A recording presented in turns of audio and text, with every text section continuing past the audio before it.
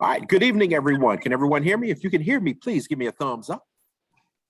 All right, sounds good. All right, everybody, welcome to our Tuesday, April 12th, 2022 board meeting. Thank you very much first off for attending. Number one, I'd like the verification of a public notice. The meeting was publicly noticed. Verification of a quorum. We actually have 6 of our 7 board members in attendance this evening. Approval of the agenda. Would someone like to make a motion to approve the agenda as presented? Dr. Beadle, I'll make a motion to approve the agenda as presented. All right, thank you very much, Ms. Ashley. A motion has been made. Do we have a second? Dr. Beadle, I'll second. Thank you very much, Ms. Peterson. Motion has been made and seconded. Any discussion? Hearing and seeing none, all in favor with raised hand and or aye. All right, motion carries unanimously 6-0. And now on to our mission statement. Together with our families and community, we will inspire students to be passionate learners, creative thinkers, and innovative leaders who enrich our world. All right, let's go on now to our item number 2, our business office and facilities report. Business office update. Mr. Clemming. Good evening, members of the board. I'll briefly go through the memo I shared with you this week regarding some of the things that have happened in the director or in the business office. First, the debt defeasement that you approved several weeks ago, almost $1 million of debt we're prepaying. That was completed on last Tuesday. And so I'll be updating the debt schedule, and that information I'll share with you when we present the preliminary budget in June. So you'll see how that has impacted our future debt payments. We also got some great news last week that all of our employee insurance renewals, health insurance, life insurance, dental, disability, all of those came in with a 0% increase next year, which is fabulous news. And that was with no changes in coverage, so we didn't have to make any adjustment. So those will be up for renewal as part of the consent agenda in 2 weeks on the 26th.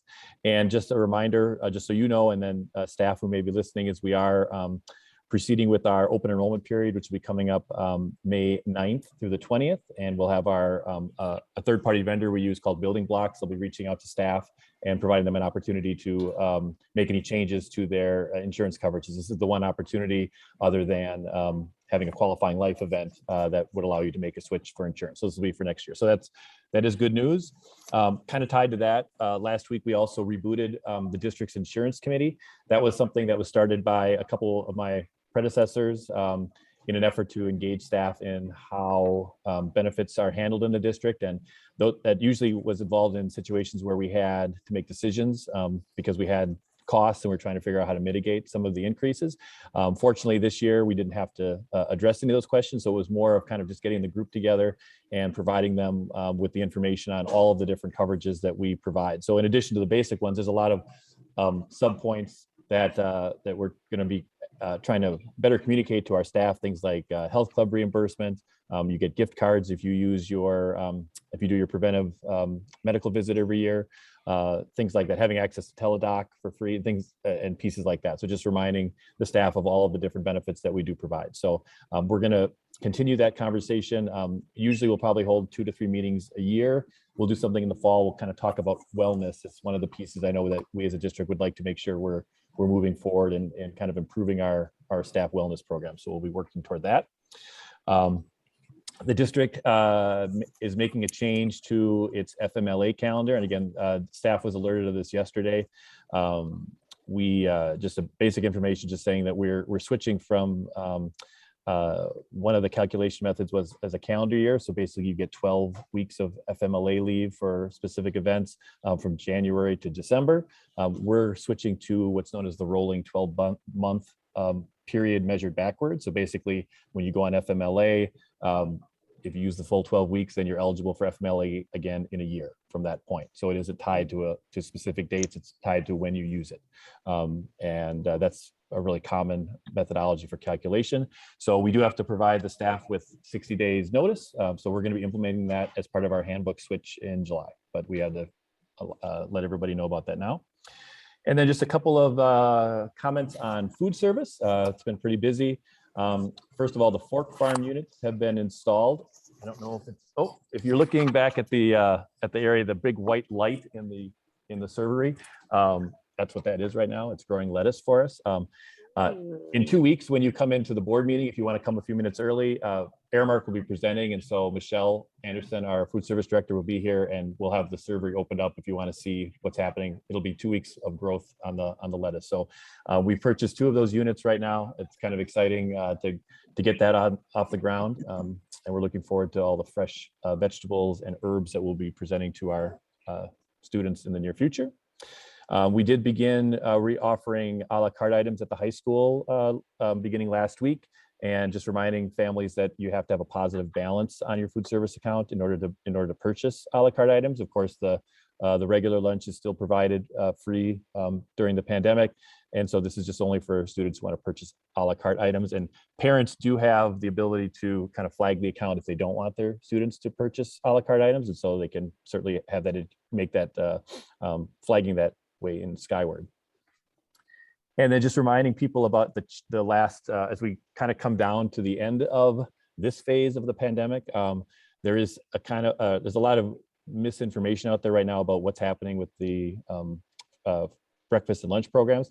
As of now, there are no changes. There is legislation going through Congress, but it's kind of come and gone a couple times to extend the program. But as of right now, and we're going to operate in this way until further notice, but basically we're expecting this to end at the end of the school year. So that means that the meal distribution that we do for virtual families that we hold at the Novak Family Fieldhouse, the last pickup for that will be on Thursday, June 2nd, which is our second last day of school. And then we will not be able to offer that at all during the summer.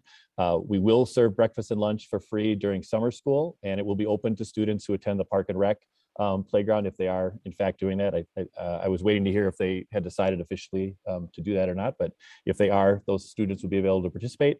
But the waiver to let kids kind of grab and go will have expired, and so they do have to eat the meals in the cafeteria. So we'll have meals being served in both the middle school and elementary school cafeteria over the summer.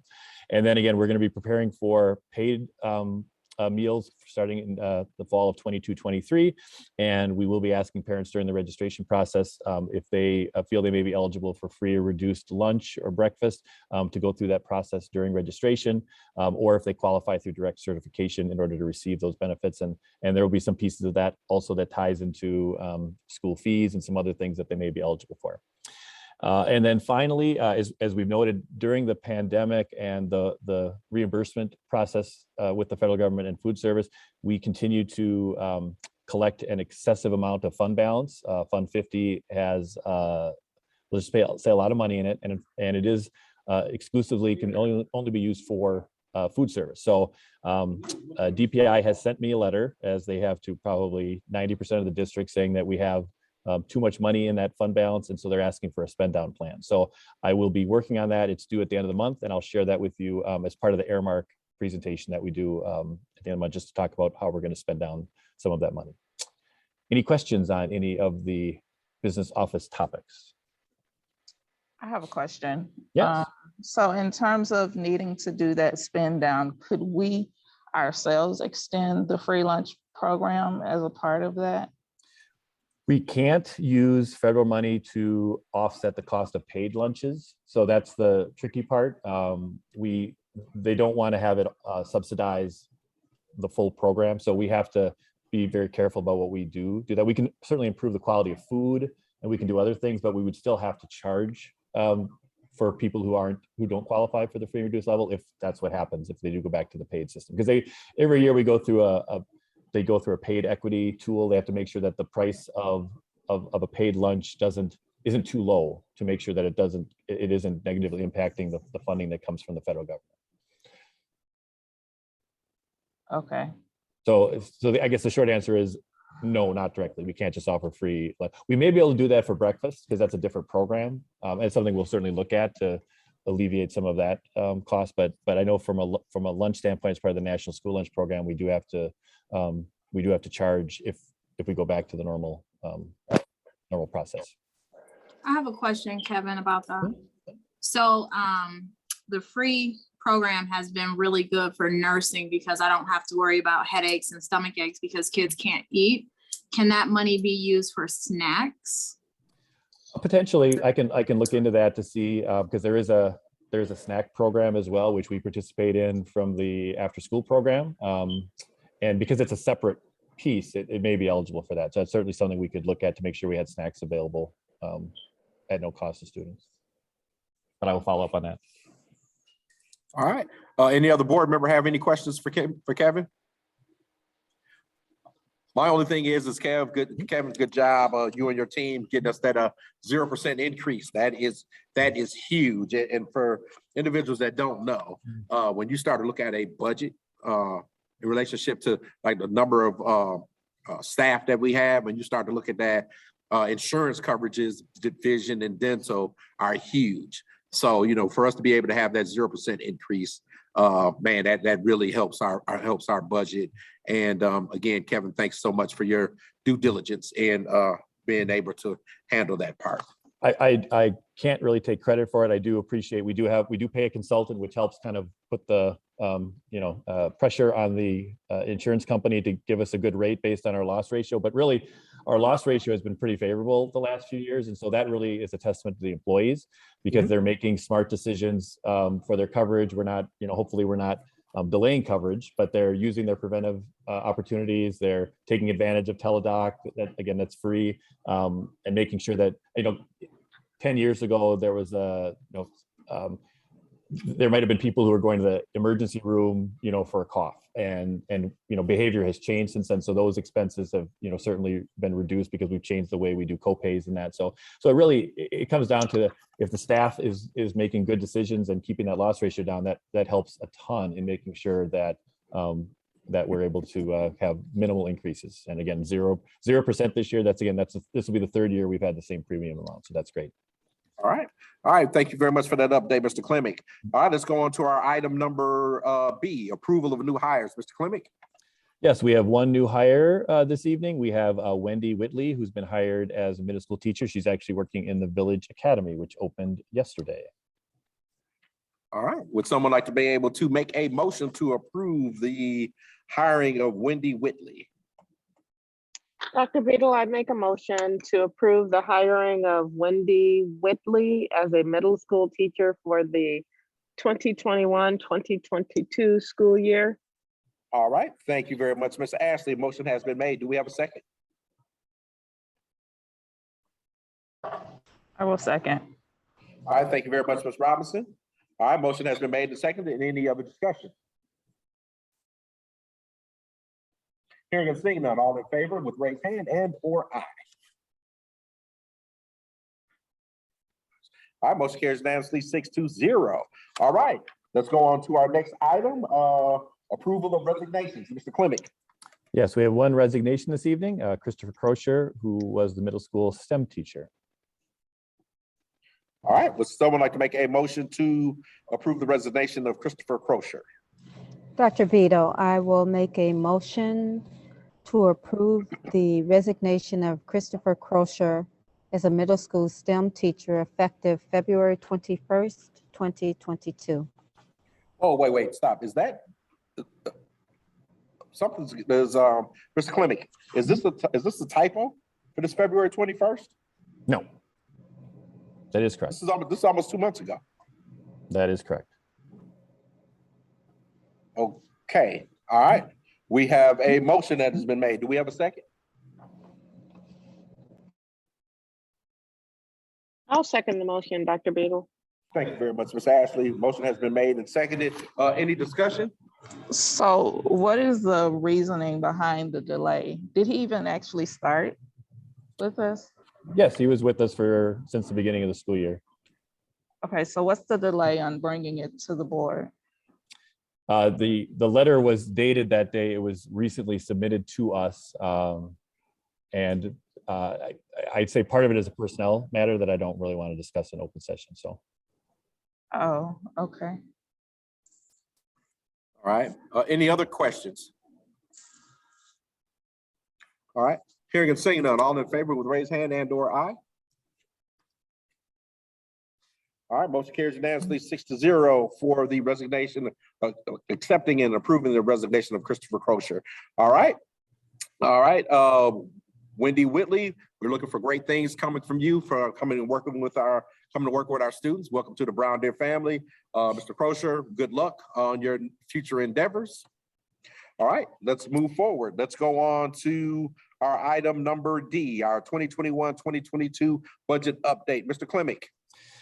Yes, I did again send a memo on this, so I'll kind of go through it relatively quickly because it's still a pretty fluid situation, but it gives you kind of a sense of what we're looking at. Again, it's a challenging year. We've had a number of changes, including my, joining the district in this role, and then just addressing, the ins and outs that we had over the current year to understand exactly where our budget is at.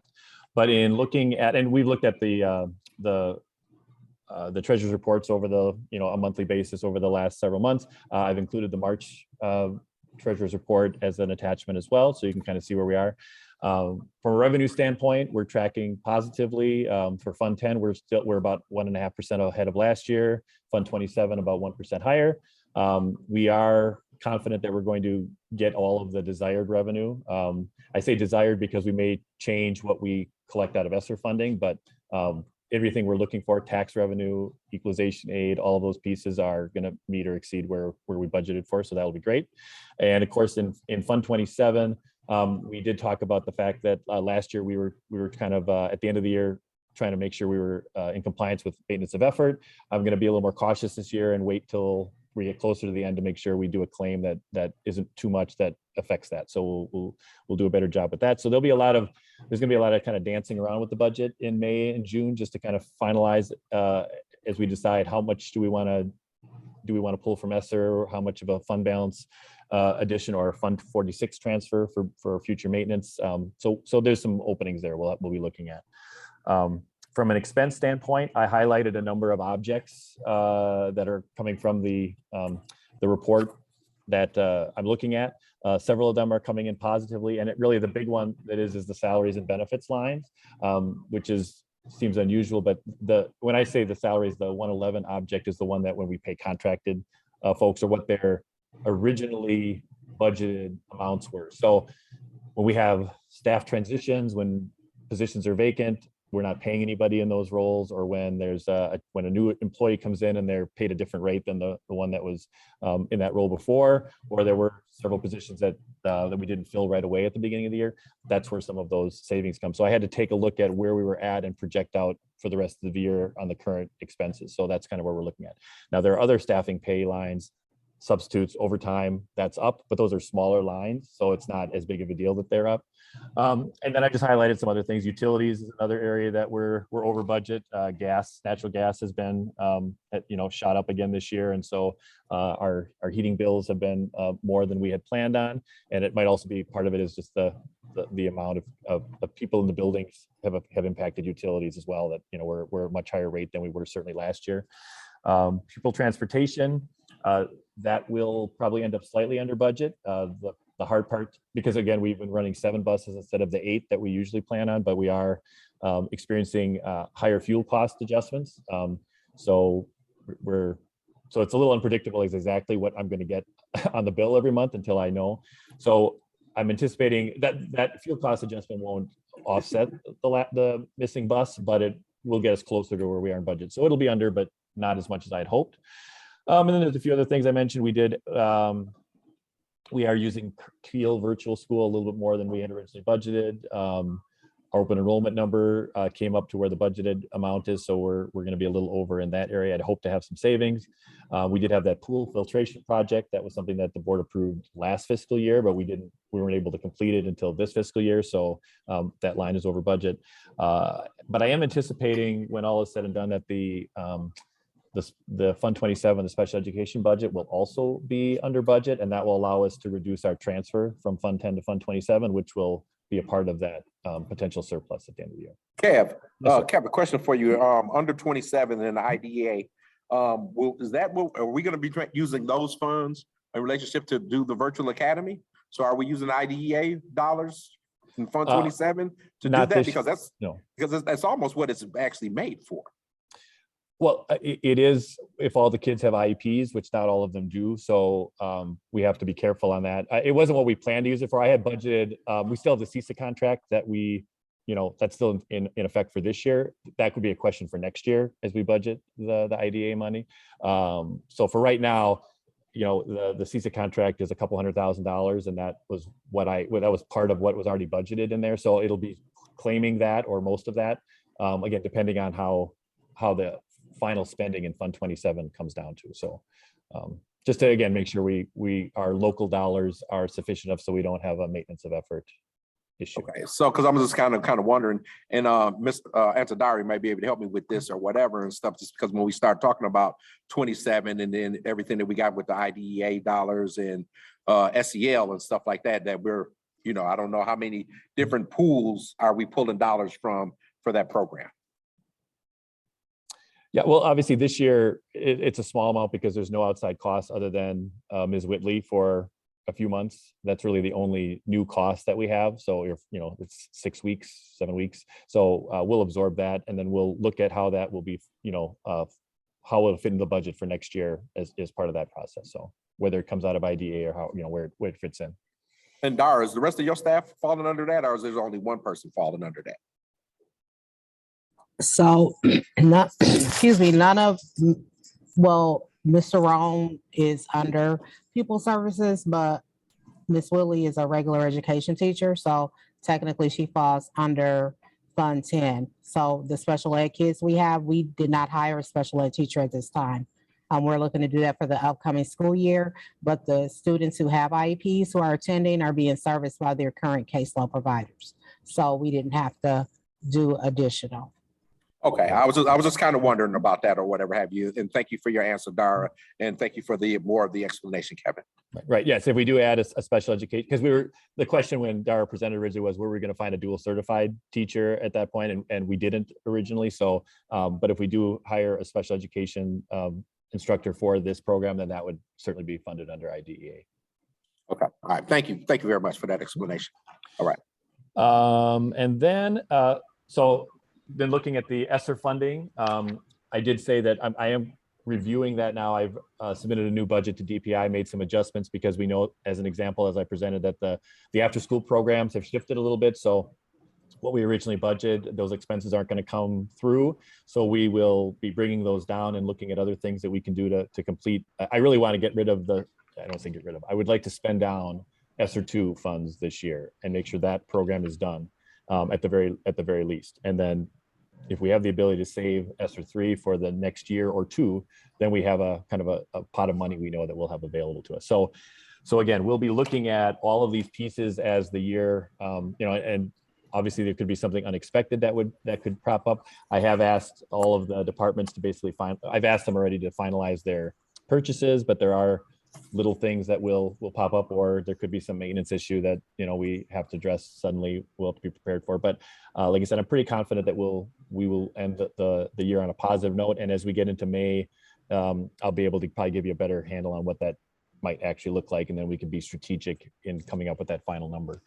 And then the other piece I'm really trying to do too, which is where this ties into the fiscal 23 budget, is really understanding where I really want to true up the budget, in the sense of we've had a couple of years now where we've had significant surpluses, and that just tells me that we've had the ability to spend money on things that maybe we haven't done, but we could do for the benefit of students. So I want to make sure that we understand where how our budgeting is, if we are not doing it efficiently enough, and making sure we are spending money on the right thing. So we're looking at a whole bunch of different parts just to make sure that our budgeting is a little more accurate and a little more consistent to what the end of the year should look like.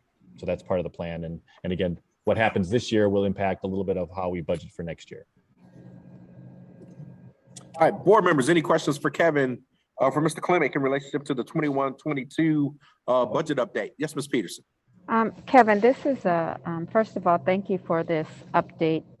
Very detailed. Certainly gives us an overview of what's happening with each one of these lines. I'm just curious, hopefully an easy question for you.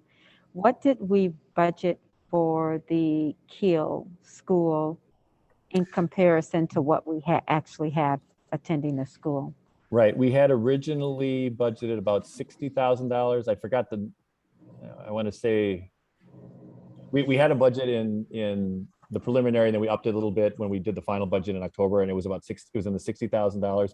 Well, since then we have made some decisions because we did have some students that we felt would benefit from the Keel program. And again, the Keel program is one of those agreements that it only costs money if they have seats, and we put kids in those spots. So we weren't, every dollar that we spend is because there's a child from our district in those seats.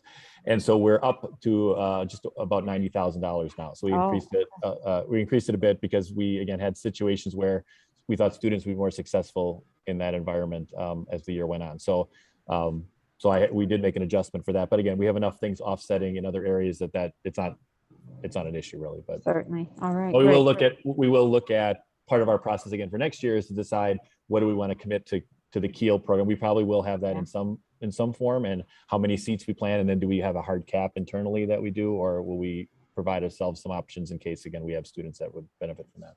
All right, sounds great. Kevin, thank you. Additionally, in that same lens, we had to, of course, naturally, we wanted the positions, we wanted all the Keel seats to be for students who are immune compromised, or students who have those types of issues. And throughout the year, where we realized that some more kids it's kind of hard to count how many kids that's going to be. And so we did run into a few additional kids that way as well. So full transparency, that's something else that we had to kind of consider. Again, we don't know exactly how many parents are going to come with that type of documentation. And when we did have those additional parents that came with that additional documentation, we had to respond accordingly. Certainly. Thank you so much, Dr. Garrison. All right, Ms. Smith, did you have your hand raised? Yes, using the hand raising function. Kevin, can you just give us an idea of the open enrollment? You said we went over that a bit. What did that look like? Oh, the open enrollment itself is fine. If you remember, in October, when we set the budget, we were anticipating expenses about $1.5, $1.6 million based on the numbers of kids we had at that time. And since that moment, we've continued to add kids in the open enrollment area. So I've been watching that very carefully. I actually left the budget at 1.8 million, and I checked this week, and it's we're estimated to have like 1.78, like $1,780,000 in expenses for that. So we're still under budget. That's just it's in the same line because it's payments. It's in the same line that the Keel is. So those two together are part of that line. That's why it's over. But the open enrollment is the much larger number. And so that has taught me that I will probably not change that budget at all next year, just whatever happens in September, because I won't, we know that there'll be additional students that will join the program after the fact.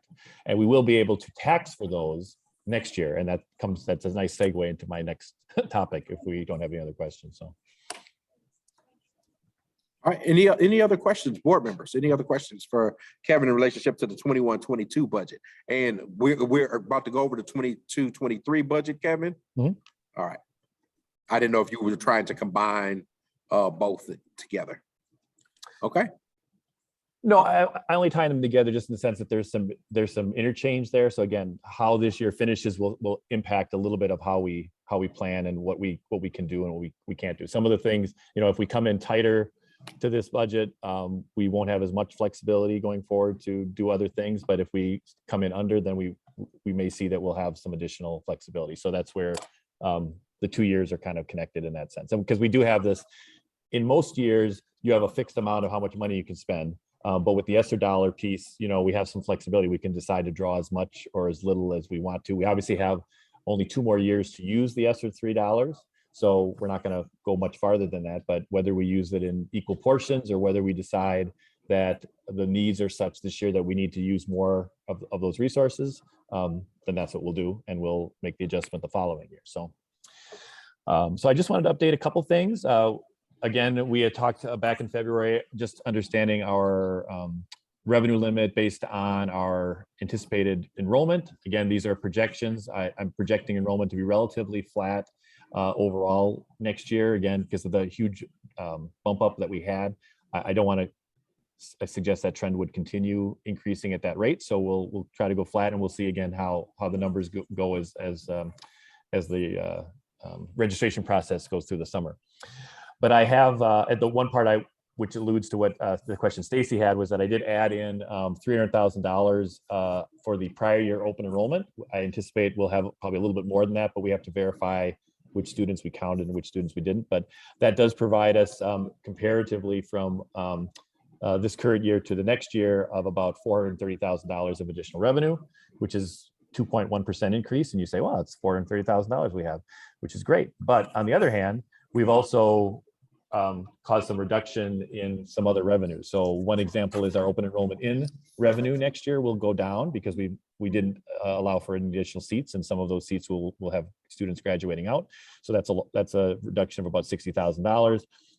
We do, because we have more students, we do get a little bit more in per pupil aid, but that amount has not changed on the per pupil level, but the extra kids gets us to $20,000. And then it's kind of shifting these additional funds. So this year we counted on Esser funding.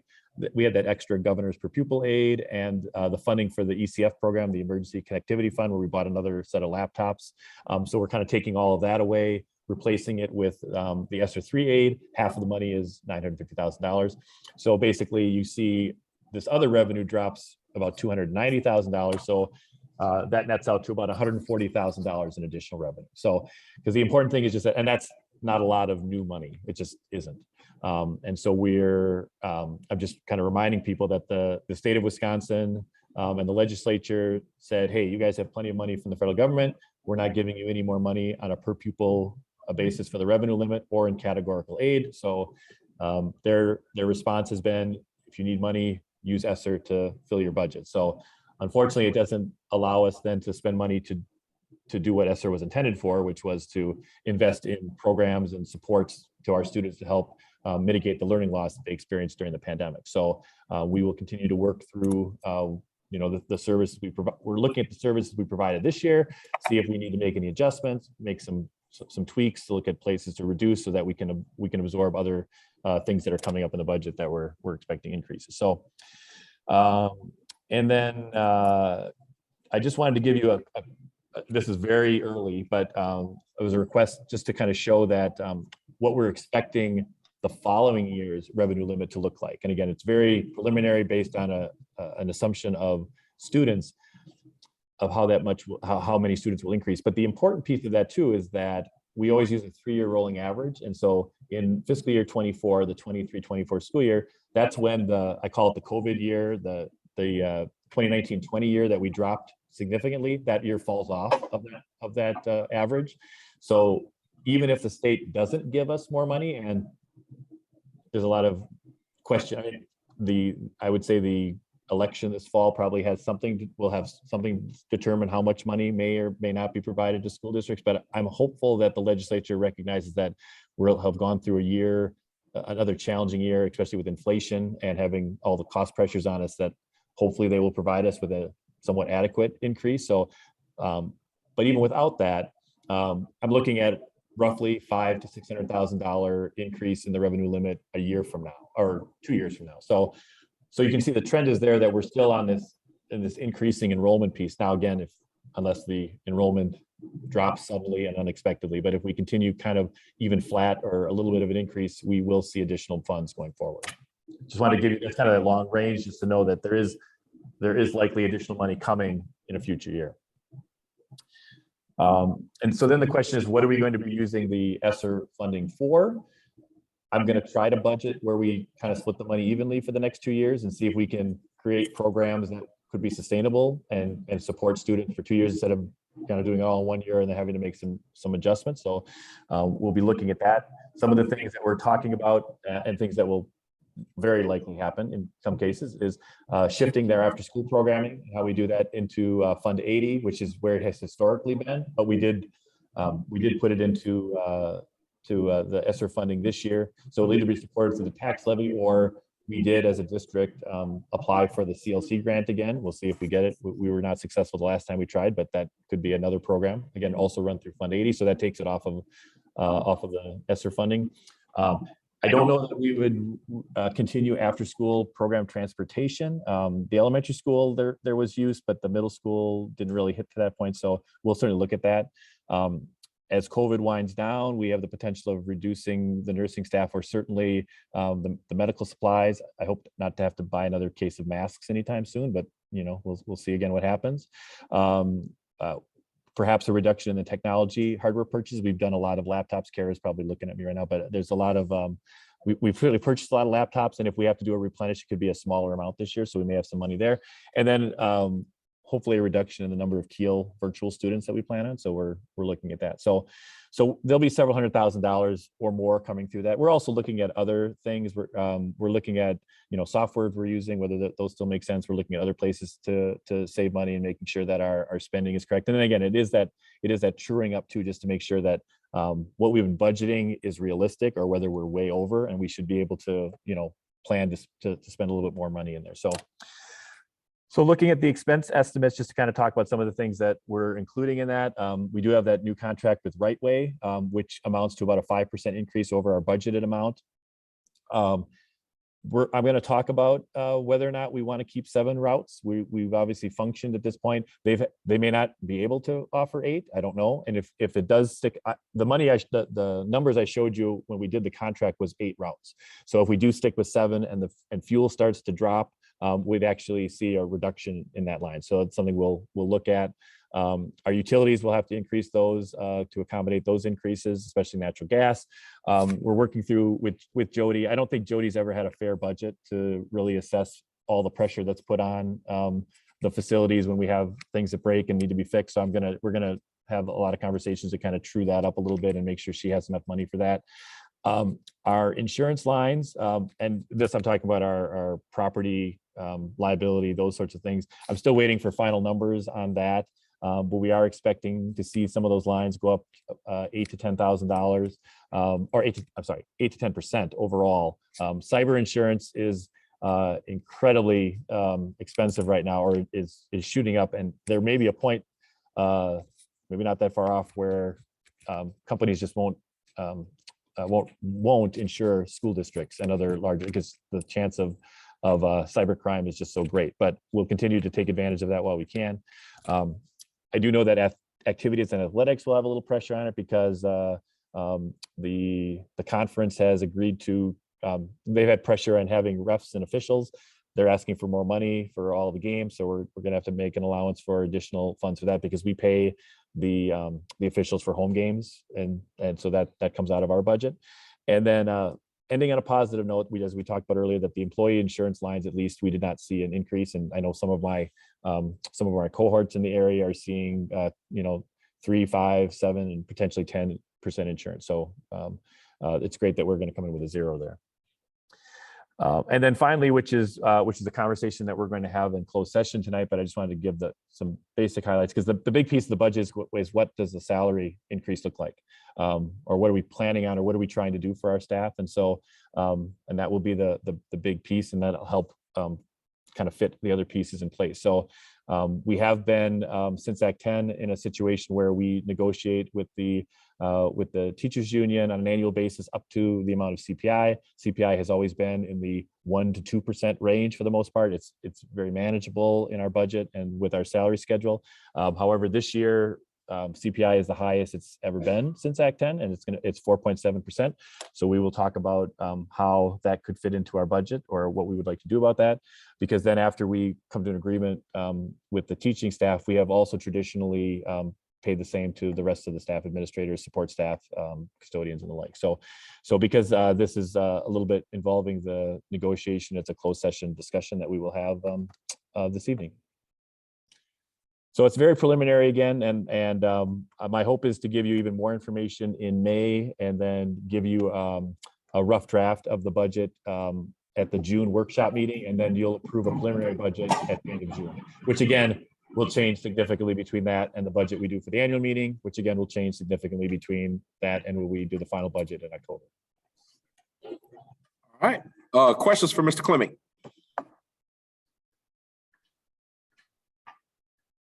All right, well, thanks, Kev. We'll be looking forward to that. I'm sorry, Ms. Ashley, you have a question? Okay, all right, I saw your hand up. I thought, okay, well, appreciate it. What we'll be looking forward to this next budget that'll be coming up that you'll be presenting to the board, Kevin. All right, Let's go on now to item number 3, discussion and approval of student fees. Would this be Mr. Klimick or would this be Dr. Kelsey Brown? I'll start out, Dr. Beadle. Okay. Thank you very much. Good evening, board members. First, let me say thank you to our board for agreeing to, as we strive to ensure that each and every one of our students is involved in at least one extracurricular activity here on our campus. First, I want to say thank you to the board for waiving registration and athletic and activities fees actually since I would say July 1 of 2020, when I first became the superintendent. With that being said, we have observed and seen an increase in the number of students who are taking advantage of participating in extracurricular activities. And as we all know, the more a student is connected to the school community, the better chance they have of academic success.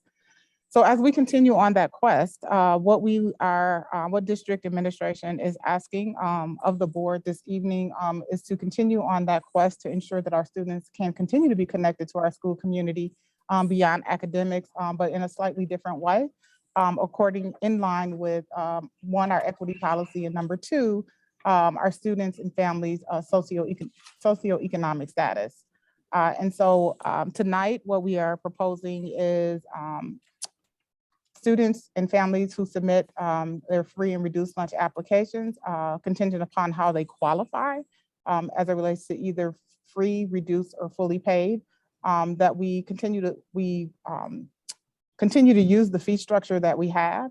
However, if students qualify for direct cert, which is from the state, or free lunch, students would not pay, would still have an opportunity to be involved.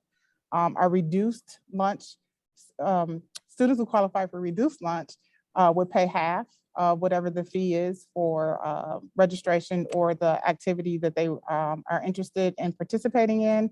And then our students and families who are able to pay in full, they would access the extracurricular activities from that standpoint. So again, we have seen an overall increase in the number of students who are participating. My last conversation with Mr. McGregory in terms of track season that just opened is we have 70 students who have gone out for track. And that is really, that's great for us. We want to continue to see our students become involved in our activities, and we will continue to encourage and promote our activities so our students know and understand what exists here on our campus as it relates to where their passion might lie. So tonight, we're asking, the example was in the executive summary. Now this district administration is requesting a revision to the athletic activity and registration fees in line with socioeconomic status of families, again, free, reduced, or full pay. For example, if the registration fee is $50, families who qualify for free lunch through the application process or direct certification as determined by the state would not pay. Families who receive reduced lunch would pay $25, and all other families would pay the full registration fee, which in this example would be $50. So that's what district administration is proposing. And if there are any questions, we'd be happy to answer. All right, who has questions? I know you do. I think we're probably gonna have a few questions on this one. Ms. Smith, go first. I have 2 questions. What, if we could hear what the fees will be, you know, in the synopsis, it's $50. And then also if you look at it and say, okay, we have more people because the fee was waived, I'm wondering if those are not the people in that gray area that normally would not participate because they do not qualify for the supplements. That's a great question. Their second question is a great question. That information we do not have. We certainly could figure out, you know, maybe how to create a survey to survey our families and find out if indeed that's the case, Ms. Smith. And then on the first question, all of the activities, they vary from one activity to the next. So what I can do is share. I can share the fee structure with the board later on or tomorrow. I can send that document to you. Thank you. You're welcome. Okay, other questions? I guess my question is this. Now, is this, I'm getting a lot of feedback. If you can, if you're not asking a question, could you mute, please? All right, thank you very much. So is this a one-time, this $50 fee? So for families that don't qualify for free or reduced lunch, this $50 fee, is this for just for one time for the year? Is this for each activity that a student may do? So let's say a student is running track, and they run track in the spring, they play basketball in the winter, and in the fall they play football. Would that be $50, $50, $50? Yes, and those, All right. those. And that's for each student. So if a family has a family of 4, they've got 4 students in here. So if each one of them play a sport during that time, it'd be $200 for the fall sport, another $200 for the family for a winter sport, another $200 for a family for spring sport. Is that what we're asking for those families that may not meet that criteria for free and reduced? That would be correct, Dr. Beadle. And one of the challenges that we face as a smaller district is we do encourage our students to participate in multiple sports. And so in order to have a team, but the example that you gave would be absolutely correct in the individuals who would be, for example, full pay. Now, if you would like for us to look at a different structure around that, we certainly can explore that. Again, our quest essentially is to ensure that our students have access to these activities. Right. Well, I guess the question of one of the things that happens is this: you may have some families that are just missing the threshold for free or reduced lunch, and they have multiple students that go, and of course they want their students to be able to participate in after school activities or athletics and things of that nature.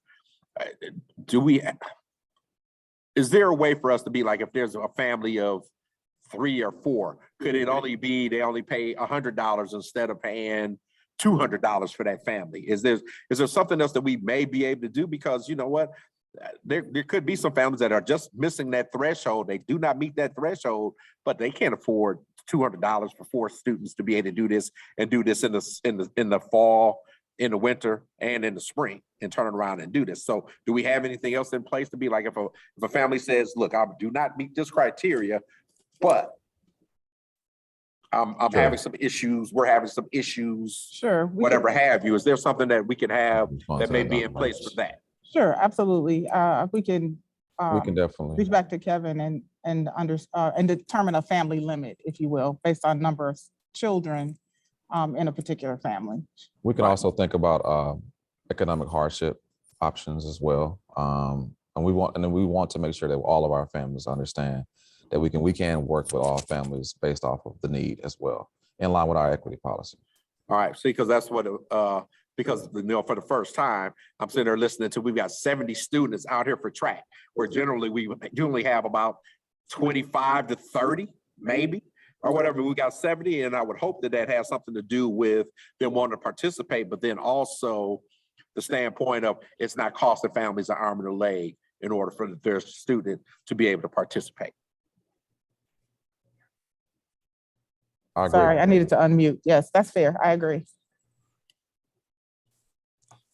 Board members, any other questions? I just wanted to know, how often will the status be reviewed? Kevin, this may be for you as well. The direct certification, is it run more than once in a school year? We have, I believe, one period where we have to verify direct certification. And so we send out letters Right. and then look for responses. And then if we, either they have to provide that documentation, or they get removed from that program. And that Right. certainly has happened this year. That's one of the challenges, is that with lunches being free right now, there's not a lot of incentive for families to register. And there are other pieces. This does affect our title funding and some other things. So we do want to make sure that, if families are eligible for other benefits, even outside of what the district can provide, it makes sense for them to at least go through the process if they think that they may be eligible. So we are going to be encouraging families to do that if they think that that is an issue. And we can certainly look at the fee structure, doing it in a way that doesn't, cause harm to those families, but still allowing us to generate, some revenue to support those activities. Absolutely. And so with the running of those direct certifications, we would not we'd run that first major one where we would do the things that you just discussed, but the direct certifications are run more than once a year. And so if there's a change in that student's eligibility, would we not do that? I guess I'm asking how often will we look at the change in the eligibility? Will we only look at it once a year with that major direct certification, or will we make changes throughout the year? I can tell you my thought. Yeah, well, so it's certainly something we could codify. I don't know that we had, thought out the detail of that piece of it yet, but certainly I think you could err on the side of caution. And if someone became free and reduced during the year, to the next time we can add them to the list as opposed to removing them until the following year. I mean, we can certainly look at that. Again, it's just a piece of trying to because we do have, and that's the other thing, with all of the extra kids are involved, it does increase the cost of all of those programs as well. So it's more busing because we have more kids involved in some of this things. So it's just a way of offsetting a little bit of that. We talked about the officials, the cost of officials and things, and just to help alleviate some of that pressure on the district as well. So, but we can I would certainly recommend looking at it where it's whatever is in the more positive light for the family. Certainly is. We could absolutely. That's what I was hoping that you'd say. So that makes sense. Hopefully, if a child becomes eligible during the middle of the year, that we can certainly find a way to add that child. And if a child potentially loses that eligibility during the year, that they could wait until the start of the next year. But certainly we would have to find the balance to make that happen. All right. Again, going back to our my statement, we will work with all families. If these types of situations arise, naturally we would just need to know. Absolutely. Naturally, the school district we're not in the psychic business where we can kind of figure out if this is happening or not. But we definitely want to make sure that we are responsive to the needs of our families in line with our equity policy. Certainly. All right, great. Thank you. Thank you both. All right, any other questions? Oh, Ms. Daniels, Ashley? Yep, I just have a quick question. It's just out of curiosity. I know we had talked earlier about the influx of all of these dollars, the Esser dollars specifically. Are those dollars, are they eligible to be used to, kind of augment the budget with regards to the extracurricular activities? Technically, yes. Sorry. Oh, no, I was going to say they can be used to augment, you can, there are things that are a little bit easier to justify that you would then just, shift costs from. So you could put an interventionist in the grant, and then the money you save from that, covers the, those other pieces. So certainly there are creative ways to make the grant work for us. But so that, again, is part of that budget conversation we'll have. Thank you. Right. Any other questions? All right. So just one other question. So I noticed that, so this is an item up for vote, or is this going to come back to us at our next board meeting? Is this a recommendation for the administration that we consider to put those tiers? Oh, this is a motion. Oh, got it. Yes. But again, I think now with the light of some of the questions that we have and some of the additional additions that we'll have, that we may need to modify what this motion may say. And the motion may need to say now, approval of revision of request for athletic activity and registration fees with the the adjustment for families with multiple children. Yeah, families with multiple children. Yes. All right, with the adjustment of families with multiple children. Was that the only one? I thought from Dr. Garrison that there will be room for, how do I want to word it, case by case exceptions or considerations. So, That piece, Ms. Peterson, actually exists in our policy already. Okay, in that we good. can make the adjustment for, if you look at our student fee policy, Okay. it's denoted in the policy that So you got it. we can work with our Motion families on a to change. case-by-case basis. Wonderful. Not exactly With by adjustment of with that families with verbiage, multiple but children. it exists. Okay, all right, that What do you sounds want to great. change it to? Thank The you. multiple children piece, we would definitely be The motion adding that you get ready to make. as you part of got the with motion. with the Does that make addition, sense? That makes with the perfect adjustment sense. of Okay. families with multiple children. Dr. B, you have to meet, sorry. Going back to your statement, Dr. Brown, that is true. There could be a hardship option. I guess that's what we're kind of saying. So should it say then, with adjustment of families with multiple children and other considerations? Do we Well, want to use the word, hardship, or do we want to just say other considerations? So let me just read Yes. may I read what our policy currently says as it relates to that? If the district determines that a student is in serious financial need, it may choose to provide any or all such materials free of charge. No student shall be not denied any educational opportunity because of his or her inability to pay any fee or charge imposed. The board shall not charge fees to pay any fee or charge imposed. The board shall not charge fees for athletic or extracurricular participation for students based on that serious financial need. So our language is very explicit, in my opinion, in our policy as it relates to what we're trying to get at in terms of this equitable distribution, if you will, to make sure our students can be involved in extracurricular and other activities. Okay, so then basically we'd only really need to add within this motion with the adjustment of families with multiple children. Yes, exactly. I'm sorry, but I've got a challenge with that. How is that inequitable? Student fees are per student. I don't. Well, I don't understand how that's- historically, Lisa, what I've come to know and learn is everyone used to pay. So give an example for registration. So regardless of socioeconomic status, based on what I know, and it's been quite some time since this has been revisited, everyone, regardless of socioeconomic status, paid. And so this is where we're trying to kind of leverage again.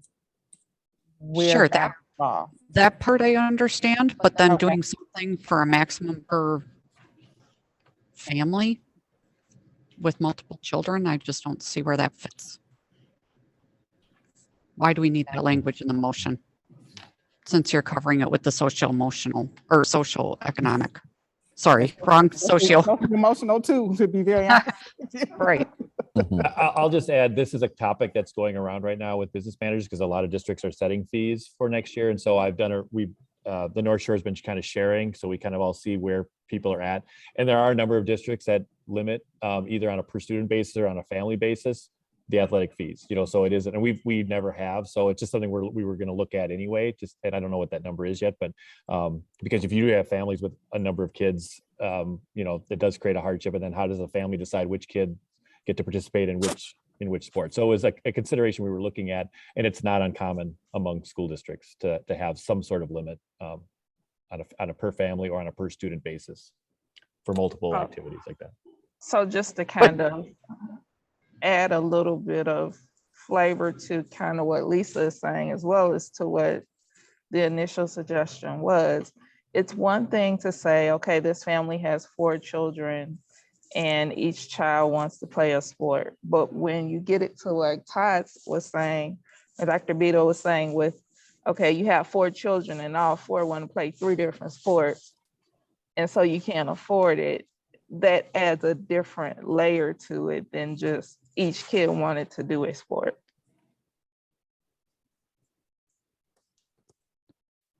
Right. That's why I'm not seeing why we need the language about the household limit, since you have the economic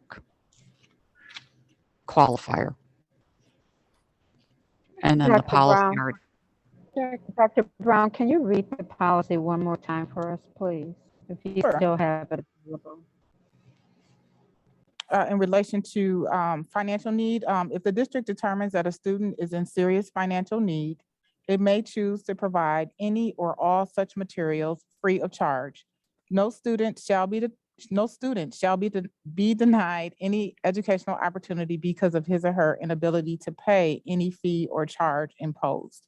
The board shall not charge fees for athletic or extracurricular participation for students. Now that last, I think that last sentence needs to be a strike through, as we revise our policies. So we can work on that last sentence to delete. I think we just missed it in reviewing policies, but that's the statement regarding individuals who are in serious financial need. What would with what you already have, what is the criteria? Because and I'm glad we're not using the term hardship, but it seems as though this, what we would call a hardship, is not created until the children decide to participate in these activities. So maybe that's why people were saying family, because then the family could come and it could be looked at as a family, because would that family keep coming each time? So 2 kids want to do something in the fall. I mean, how would that be structured? Because it's not really a hardship. If you take all of their financial data, they're not in hardship because they don't qualify for these national things. So is it just a conversation? What is the criteria? Because it doesn't happen until everyone decides to do fall, everyone decides to do spring, and then it's like, well, you know what, we're not going to do it. I don't know Oh, go ahead, Kevin. I was just going to add that this is one piece that other districts don't. It's not part of the free and reduced question. There's just a limit. It doesn't matter for fully paid families, even though don't qualify. They put limits on the amount that is expected to pay for activity. So there's something we can look at. That's, and I mean, it's a little, I don't want to say it's contradictory, but it doesn't take that economic piece at all. It basically just sets a cap to, because as Dr. Beadle pointed out, if we charge a specific rate and, 4 kids and 3 or 4 sports, I mean, it gets up there, pretty quickly. And so the question is there an amount that is an appropriate amount to kind of cap it so that all families can participate instead of having to make, again, those choices as to, because even if you don't qualify, there may be a point where $1,000 for sporting activities is too much. And so just kind of come up with that appropriate thing. And so, like I said, when districts do it, they don't put, it's not tied to the free and reduced piece at all. It's just, it's a per family basis, regardless of status.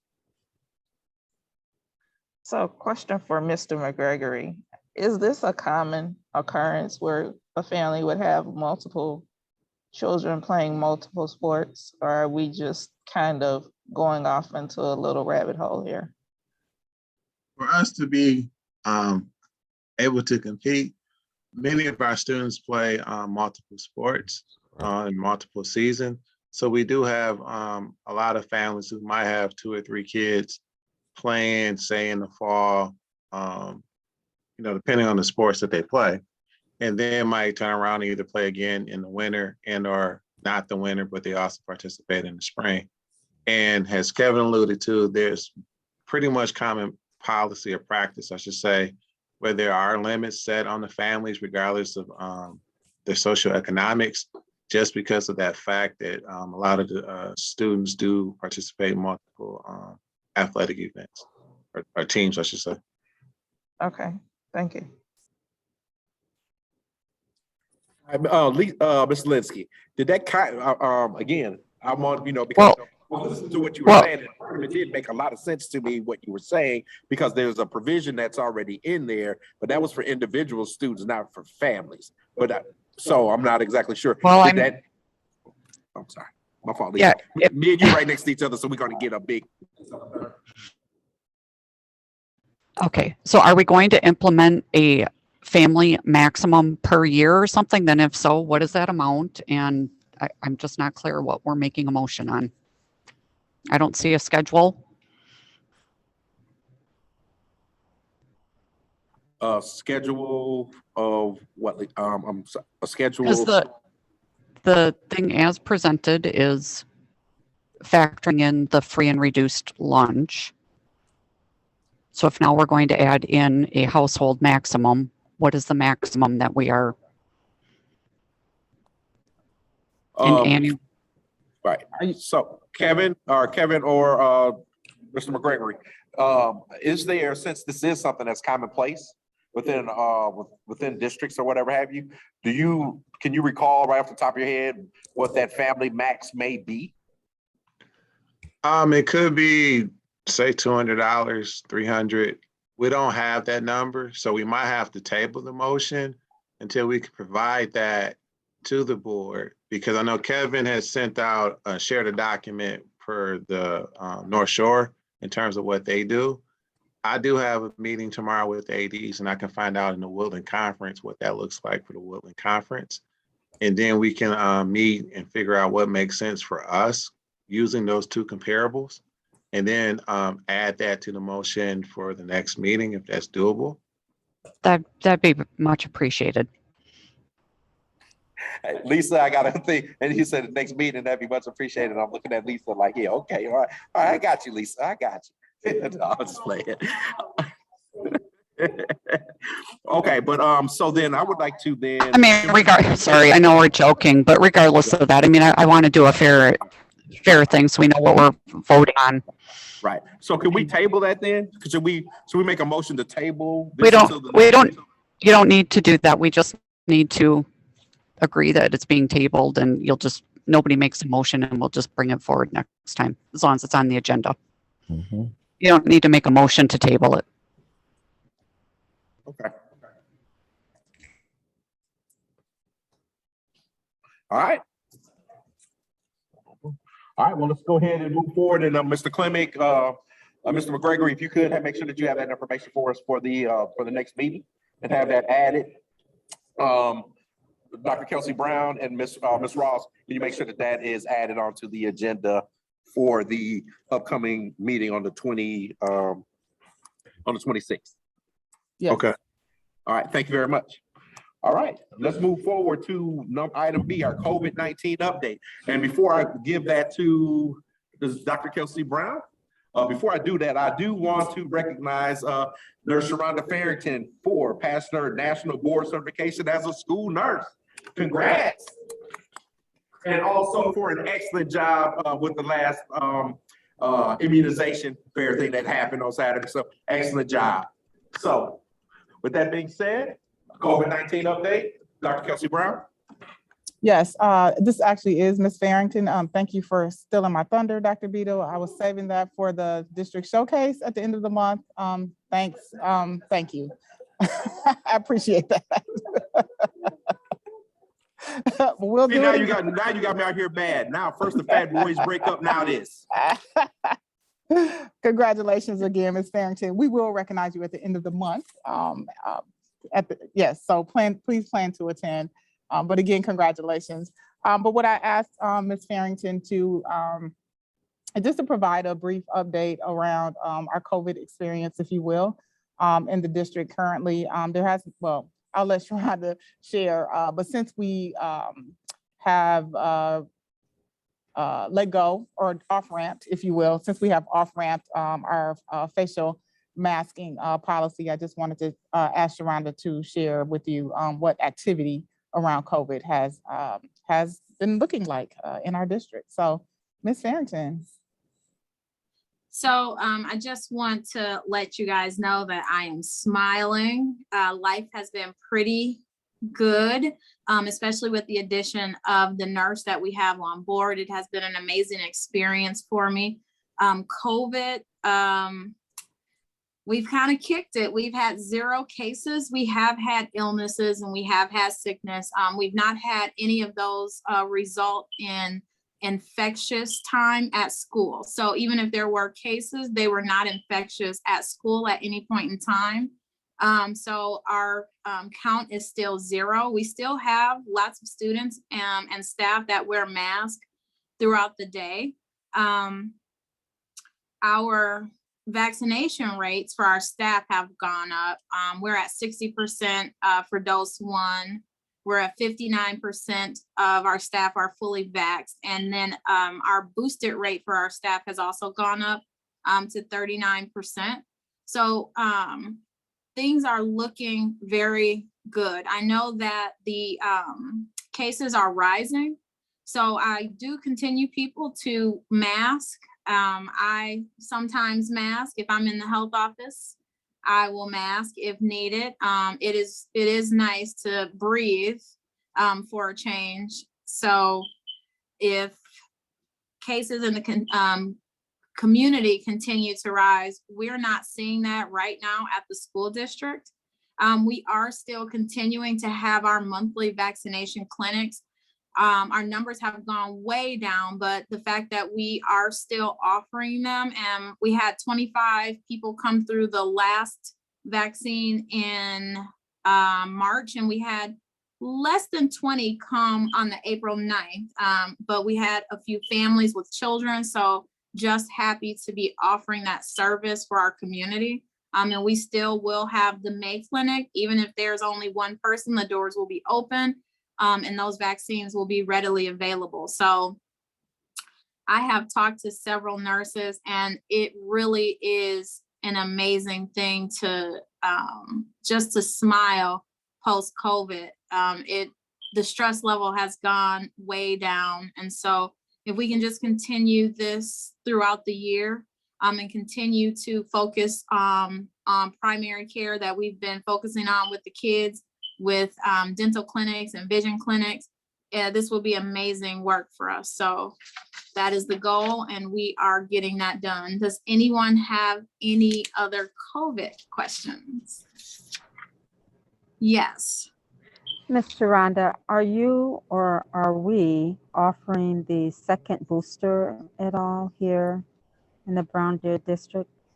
Yes, so at the clinic, first, second doses, third doses for 50 and over are available. All doses are available. Great, thank you. Any other questions or comments? Board members, any other questions? All right, well, thank you very much. We really appreciate the update. And again, congrats again. And man, let's hopefully knock on wood that we can continue to have these 0 cases, and we can go ahead and turn the corner on this pandemic here in Brown Deer. So thank you very much, Ms. Barrington. All right, let's go on now to our engaged and innovative staff discussion of strategic plan 2023 through 2028. Dr. Kelsey Brown. Yes, this should maybe be a brief discussion. As you well know, our strategic plan its lifespan is actually June 30th, 2023.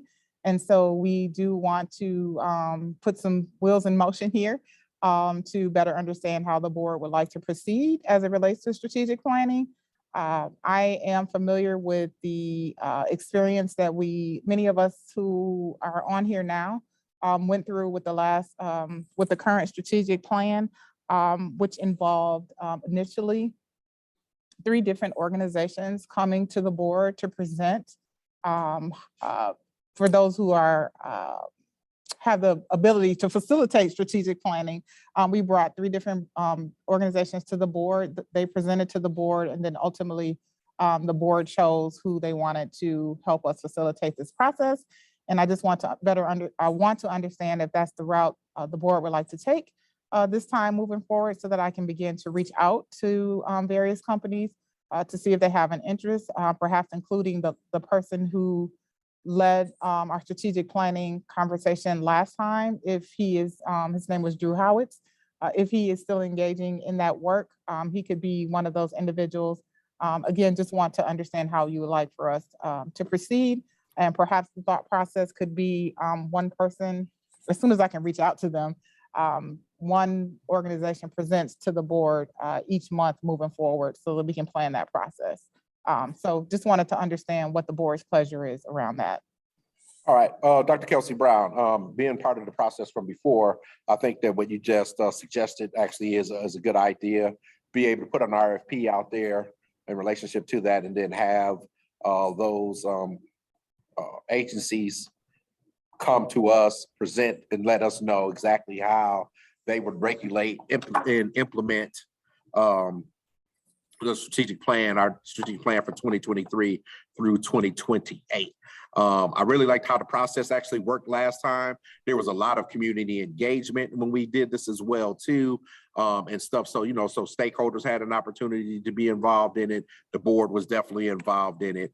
And I think that makes for a successful strategic plan when all of the stakeholders actually have a piece to be able to do with this or whatever, because we don't do this in a vacuum. Administration doesn't do this in a back room, in a vacuum. The board doesn't do this in a vacuum. Community doesn't do this in a vacuum. So it takes all of us to be able to do it, implement it, and be able to carry it through. So that's what my recommendation would be. Other board members, any other thoughts in relationship to this? So the question that I have is, with considering having the community input, with considering the time it takes for it to go out to RFP, will having one group present a month give us the right timeline that we need to be on within the process? Because if we only do one a month, that's going to draw things out significantly. So we may want to do one a meeting for a couple of months. Fair. Yeah, because otherwise we're probably gonna run out of time. Right. I just thought about it. I'm like, we're already in April. So if we put this out now, we did one a month, would we be May, June, July, or whatever? And this plan that we're currently in actually ends June of 2023. Right. So we got less than a year. We've got about a year to get this done and stuff. So that is a good suggestion, Ms. Robinson. So maybe if we could do it and put it out there, and potentially they could just come and present to us at each meeting, or there could only be 3 that we think that are good, and maybe they all present to us and we have a special board meeting to where they just come and all 3 of them present to us on one day or whatever or something. So, however,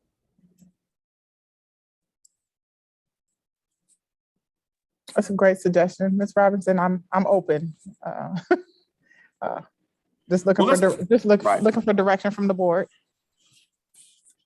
I would say, you know what, why don't you just put the RFP out there right now, and let's just see how many individuals get back to us within the timeline that we present. Like we say, we put the RFP out, it's due by, I don't know, May 30th or something. I don't know, I'm just throwing a date out there or whatever. And then how many individuals give us really good proposals. Then we move forward with like maybe 3 or something like that or whatever have you. And then we go from there. Okay, sounds good. Thoughts, board members? Board members with thoughts? Yes, Ms. Smith. I think the RFP plan is good. I'm just wondering what, are they 5 years? Let's see. What is 5 years. 5 years. 5 years. What is the cost associated with this entire process? I know getting the stakeholders in about how, just in general. Didn't we pay how much did we pay last time for this? Was it? I'm not. Do you remember how much we paid? For some reason, $25,000 is popping in my head, but I don't know if that's accurate or not. But it's going to vary.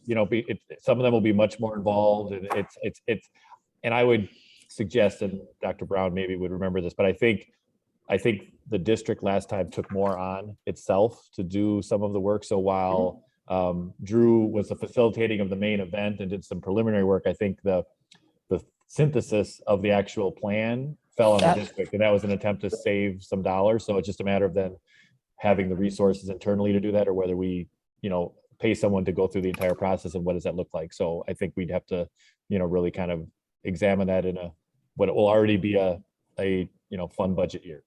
So, right. So Kev, would we put it in, which fund would this come out of then? Fund 10. Okay. And is that already budgeted? I don't think so. No, this is our first time having this I don't think so. conversation. Do we have a needs assessment as far as what, if we're going to have the people look at the RFPs, what do we need? I hear Kevin saying there were some things that you did, the district did. Is it advisable not to do it this time? So how do we know what we need from these consultants? Like, I think what do we want to do?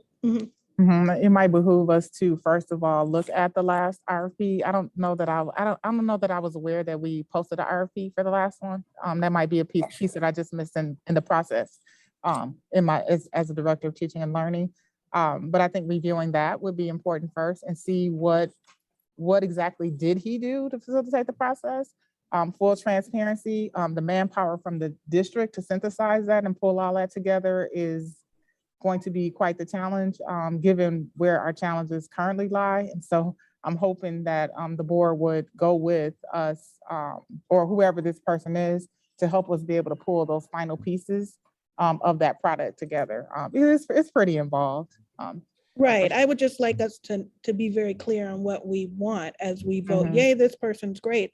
And we don't know what your team, would prefer not to do this time or would prefer to focus on. So if, just say, okay, this is what we want this person to do, make sure that's really clear. And I'd like to just clarify, because I think Dr. Brown is right. I don't know that and I just want to be technical here on the RFP, the process of an RFP, where we actually list exactly what we want to have done, and then companies submit to match that. I don't know whether that's actually the approach we would take. I think we would reach out to companies who do strategic planning, maybe based on recommendations, either contacting ones we've used or also talk to other districts, and, maybe send information to a handful, 6, 10, whatever the case would be, get information back from them, because I think everyone's going to have a different approach. And I don't know that you want to dictate. Think we want us to say, this is how it has to be. I think you want to hear that from the different people, and that's where the board, and that's where the board can decide which is the method that they think they're most comfortable with. And then many of them in this industry, they have packages that you can look at and say, okay, this is what I just want to make sure that we're clear. Maybe not to tell them, but we're clear. Maybe I'll refine this. We're clear as a board, not really to put it in of what we want or of what administration needs, not put that in the RFP to dictate the process, but just so that we're clear. It's like last time, that really didn't work so well, or that really did work well, just want to make sure that, and I wasn't saying for us to be prescriptive. Right, and I think that's part of the contract negotiation when you decide, if the board feels that one or two companies, based on the presentations that you gravitate toward, you think those processes work, I think that's when we then sit down with them and figure out what can we do for this price, what's involved, and make some of those decisions. And then when we actually agree, we all are on the same page as to what are they providing, what are we providing, and then we come to an agreement on the cost. So, and this might go without saying, but I'm going to say it anyway. If we can, and it probably will come to this once we start to get those who respond to the RFP, that they have some degree of experience working with schools and school districts, right? You've got a lot of people and a lot of companies that are out there who will do a strategic plan. But my thought is that we should, just lean in on those with the experience in working with schools, right? Yeah, so it sounds like we need to add an extra layer to this process. So we probably need to do an RFI first so that we can know what it is that we're looking for, what's offered. Do we know what, like Stacey, you were saying, do we know? Yeah, we need to know what it is that we need in order to get a proposal from those organizations. So what we can do is go back, or if we again, I don't know, I can't remember if we did an RFP or not, but if we did, we can hopefully go back and find the one that we did do, and share that information with the board. That at least gives you an opportunity to review it if it exists. If not, I think what we probably can do is reach out to other districts and find out like what their proposals or their RFPs look like. And then revise and edit as needed to fit the needs of where we're trying to go in our district. I just have another question. I'm wondering if this is where WASB might have, maybe we, reach out to them to get some ideas and suggestions as to, some companies we I think that's what we went through. look back up. I think that's what we went through when we got the person to do it before. I think, didn't we? Are you sure, Kev? No, it was Patina Solutions was the name of his company, but WASB does strategic planning as well, so that could be an option to look at. So I do have them on the list to speak to John Bales to help me guide the process as well. So yes. Okay, all right. So Dr. Kelsey Brown, if you can look into that, get back to us with some other information, and then we can go from there. Sounds good. Thank you. All right. Okay, let's go now to our next item is 5A. Discussion of board superintendent district-wide meeting Tuesday, April 19th, 2022, 5:30 to 7 in MAC. Now, what this is a community meeting for all of our community members, families, community members. What we want to be able to do is for you to be able to come out and we can have discussion in relationship to, and this is all about in relationship to safety and the school district. Okay, so this meeting will be a community meeting. Students, parents, community members, please come out. And if you have to be able to hear some of the plans that we do have in relationship to safety, and if you do have some other questions in relationship to safety in the district, please come to this meeting next week Tuesday in the MAC here at the high school. So at the MAC Tuesday, April 19th from 5:30 to 7. And this is in person only. So community members, this is in person only. Dr. Kelsey Brown will be sending out a constant contact or updates to everyone, the weekly announcements to remind families and let families know. Since the board will be there, we will have to do a public notice about the meeting.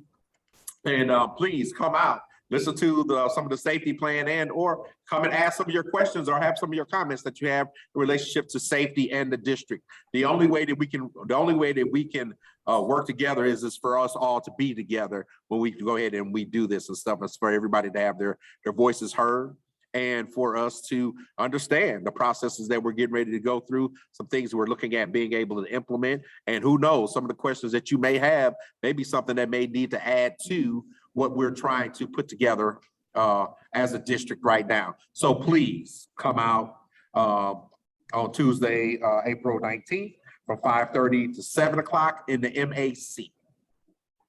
More information will be coming out for reminders, and that'll be coming out from Dr. Kelsey Brown and from the administrative team. Dr. Beadle, may I just add, just to clarify, yes. The MAC is the Multicultural Arts Center located at the high school. Just in any event. The theater, right? The theater. Yep. There we go. Let's make it easy. The theater, guys. Mm-hmm. Where the plays are at, and the theater. Mm-hmm. And we'll post the information on social media as well. Okay, I have a question.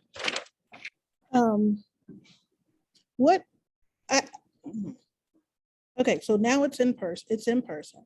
What is the, I don't see it. Are we meeting again? Are we meeting again to discuss this at some point? Because if not, then right here, we need to know what is the structure of this meeting. The structure of this meeting will be, we will do the introduction. The format will be, we'll talk about, we'll do the introductions. We'll lay out those 8 strategic areas that the administration and the board have come up with, discuss those with the community on what we're getting ready to do, and then also have a Q&A for community members to be able to ask questions and or have comments, and then tie all of those different areas back together when it comes back to the safety of the district and the facilities. Okay, understood. Thank you. Can somebody just rattle off those 8 strategic areas, please? Or tell me where to find them? Oh, and now with this, the eight areas that we're talking about, they'll actually be printed out for everybody when they come there. They'll be there on the seats there. And then I thought we can get you didn't the board members already get this? They're in board docs. They're on the board doc. Okay. Yeah, I'm talking like I said, or tell me where to find it. Okay, this is good. All right, y'all. All right, Ms. Smith, anything else? I do not expect to find out anything new at this meeting. I'm not coming to a meeting to find out something new. So if you have something that you'd like the board to know before entering into this meeting and answering questions, because I'm looking up here and it says discussion of board/superintendent district meeting. So I need to come with information to answer questions. Am I sounding combative? I need to come with information to answer questions if Or are you just sitting up there? That's why I said, what is the format? What is the structure? Because if I'm sitting up there, I'm going to need some more information if I'm sitting up there and will be asked questions. Okay, again, with this, we are not answering all questions, all right? Okay, all right, y'all ain't going. Let me clarify. We are sharing what the plan is, giving individuals an opportunity to ask questions in relationship to that. And then if some questions we can answer, some questions we can't. Those questions that we cannot answer, we will be able to have them go back to the appropriate person, or we'll go back at a later time and be able to address those or whatever. Okay, because I don't stand up in front of people without answers. So if and I hear what you're saying, and I like that, and if that's the format, I'm good, but I don't stand up in front of people without answers. So if there's anyone that wants to get me some information to prepare me for this volley, then that is fine. But I think this is a good thing. This is a very good thing. Okay. Yeah, I don't think it's gonna be too much volleying going back and forth or whatever have you. I just, like I said before, I just want people to come on and remember, now we're gonna stay on the track of safety. We're not going anyplace else. We're gonna be talking about safety, and we're gonna keep it there. All right, and we'll be able to do that. And I think people will be excited about the 8 areas that we're targeting and being able to implement those things. But then again, there could be something that we hadn't thought about that a parent may, or a community member may say, or a student may say that happens, to where we're like, you know what, didn't think about that. That may be something that we need to be able to address and be able to add in, and or be able to answer that question at a later date. So I think I know the answer to this question, but will there be an option to join virtually?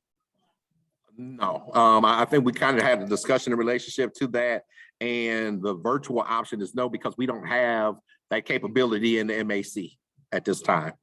Okay, thank you. Sorry about that. At first, I thought we were doing it, we were going to do virtual, but then all of a sudden, when we said it was going to be the MAC, we don't have the technological pieces in place, and we don't know how many people we're talking about potentially coming. So hence, we have to use the MAC. This is an aside. Where do we have that capability for hybrid within the district? If we wanted to do something where people could come do this, in the future down the road, do we have that capability where we can have an in-person and virtual? I'm quite sure, I'm quite sure Ms. Turner will be able to address that one. Okay. Okay. I think it's a goal. But it wouldn't be pretty. So we're trying to look at, meaning like we could kind of shake it together, shabby chic it, but it wouldn't be great. Yeah. But I think we're looking at trying to do some sound improvement in the North Commons to improve that setup. And then, it would allow for a dual relay. So yeah. Okay. But it's on the to-do list. It's going to cost a chunk of change. So we're going to try to project manage it out a little bit over time. But eventually that is our goal. Yes. Thank you. You bet. All right. Any other further questions before we move forward? All right. Thank you. All right. Item number B is new board member orientation. Our two new board members, Miss Lisa Walker and Miss Dorothea Macon, have been elected, and their orientation will be Monday, April 25th. 2022 from 5:30 to 6:30 in the ASC. So, of course, we'd like to be able to welcome Lisa and Dorothea as new members of the board. I'd be remiss right now if I did not want to say thank you to Miss Lisa Zielinski, who has served at least 3 terms and has been on the board for 10 years, at least 10 years total. Served in many different capacities, most recently as our vice president. Lisa, you already know how I feel about you and everything that you've done and what you've been able to bring to the board. Just thank you. That's all I can say. And I hope that the community thanks you as well too for the service that you've been able to provide, as board members, as the current board members right now, and some of our former board members. We know Lisa takes the best notes on earth. Like, you know, if I was in college, I'd be sitting next to Lisa. I'd be like, hey, Lisa, me and you, we're gonna be like this. because because Lisa takes great notes, understands a lot of these different things and stuff like that and stuff. And a lot of that goes with the experience that she has in serving those 3 terms. So Lisa, thank you so much. Appreciate you. You already know I'm gonna be calling you. So, you know, hey, just be ready. We're gonna need the book. So yeah. Okay, well, I won't burn it then. Please don't. So, and then also want to be able to thank Nicole Zick for coming in at a time when we were short a board member, and she came in and she took on that role, did it with grace, style, has a lot of great ideas and really served the board well. And I would hope that she would consider running again one day and being able to do that, because, you know, behind the scenes, Nicole definitely knows her stuff and cares about the children and the district and being able to do that. So Nicole, thank you so much for your service as well to the school district. And so now with that being said, Lisa and Dorothea, we're gonna be looking for, you got some big shoes to be able to fill, and we're gonna be looking for great things from you. I will see you guys on Monday, the 25th. Within that meeting, you'll be meeting with myself, you'll be meeting with the superintendent, you'll be meeting with her cabinet, with her cabinet to be able to explain the different components of being a board member, as well as the different departments and the who's who portion of that. So I will see our 2 new board members on Monday, April 25th from 5:30 to 6:30 in the ASC. Next, let's go on to our discussion of Ed Foundation presentation for Tuesday, June 14th, 2022 at 6 o'clock. Is that Dr. Kelsey Brown? Either Ms. Robertson, would you like to? Or Dorothea? Dorothea. Dorothea, Okay, I'm not gonna do that. Okay. Get you, Kev, get you, man. She's not even here yet and you already doing it. I'm looking at her name on the paper. Give me a break, I'm sorry. Dorothea, I'm sorry. That you just made me incredibly happy, for those who don't know. I know, as soon as I did it, I was like, oh God. I will not make that mistake again. Okay. All right. Oh, you want to take it? So that when we discussed that, because it's been a few months since we actually talked about that, but it was in an effort to make sure that the foundation is aware of what the school district is doing, what we have planned as a board, and vice versa, so that we'll know what the foundation is doing and what they have planned going forward. So just having them be a part of that meeting so that we can be on the same page with what's happening and how we're moving forward in this next school year. Anything else you want to add to it, Dr. Brown? It would, other than it simply will be an agenda item, and we were making the board aware on that particular day that they'll do a present. Yes, you summed it up. You got it. Okay. Yeah, thank you. And if there are any questions, we would be happy to answer. And my sense is this has always been one of the objectives of the Ed Foundation. And of course, once COVID hit, kind of lost sight of it, and want to be able to bring that back and help the board understand where they are as a foundation, just as Ms. Robinson said. All right, thank you very much. Anybody, any board members, anybody have any questions in relationship to this last item? All right, so let's move forward to item number D, discussion of Neola policy revisions, and this is the first reading. Dr. Kelsey Brown. You captured it all, Dr. Beadle. This is first reading. This is the first reading. Job well done. And if there are any questions we can entertain, we'd be more than happy to do so. Or any items you would like for us to take back to Neola and investigate, we could also do that as we prepare for the second reading at the end of the month. Okay, I actually have one, policy 6152.01, waiver of school fees or fines. So now we've just got finished talking about a lot of this, right? And this policy says, this policy clarifies eligibility for free and reduced lunches are as related to school fees, even if the district or state provides free breakfast and lunches for all students. Additional income eligibility information is needed for the waiver of fees. This information may be provided from the parents directly to the district or through direct certification through the division of through DCF database. These revisions are recommended but not required. So with that being said, if an individual automatically was in free and reduced lunch, would they have to come up with, if there was other income or other things that came to light, that they would have to also provide that documentation in order to be able to have that waiver?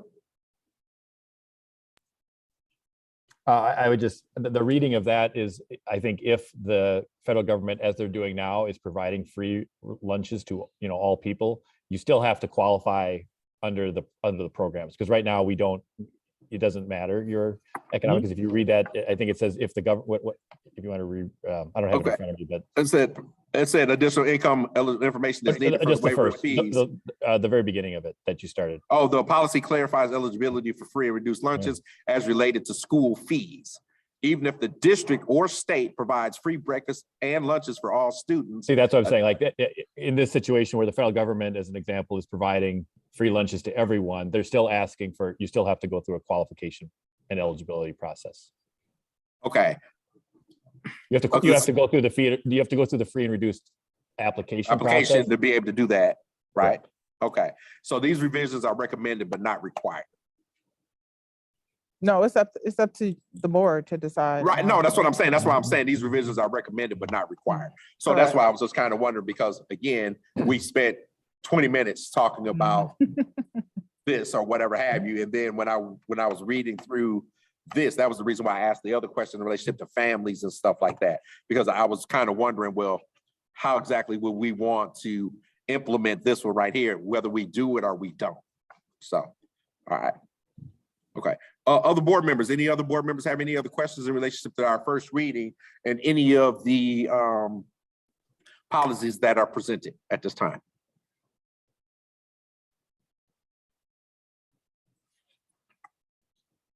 Okay. All right. Would someone like to make a motion to approve the first reading of the Neola policies? Yes, I would like to make that motion. So I would like to make a motion to approve the first reading of the Neola recommended revisions to policy and bylaws. All right. Thank you very much, Ms. Robinson. The motion has been made. Do we have a second?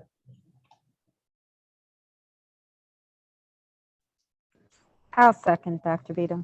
Thank you very much, Ms. Peterson. Motion has been made and seconded. Any further discussion?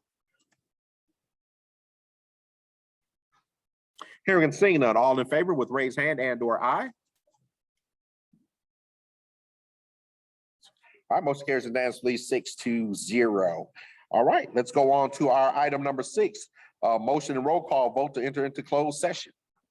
Would someone like to make a motion? I'd like to make a motion with a roll call vote to enter into closed session for the approval of the district administrator's contract, consider strategies for crime detection or prevention, approve teacher preliminary non-renewal notices, and to deliberate regarding negotiations, bargaining with the BDEA pursuant to Wisconsin State Statute 19.85 1B C D E. All right, thank you very much. Ms. Smith, the motion has been made. Do we have a second? I'll second the motion, Dr. Beadle. All right, thank you very much. Ms. Ashley, motion has been made and seconded. Roll call vote. Ms. Robinson? Beadle, Aye. Daniels Ashley, Aye. Peterson, Aye. Robinson, I, Smith, and Zelinski. Aye. All right. Goes unanimously for the roll call vote. We are now going into closed session at 7:48 p.m. Everyone, thank you very much for coming and participating in the District of Brown Deer School Board meeting. Thank you so much. Enjoy the remainder of your evening. Stay safe and enjoy the remainder of this weather. And hopefully we can continue to stay in the 50s. But again, I think they're trying to tell us that the weather is getting ready to go down to the 30s. So you know what? Hey, let's just go ahead and roll with it. We're all Wisconsinites. So again, have a good evening and thank you much. Hopefully see everybody next Tuesday for the parent and the community meeting. Good night.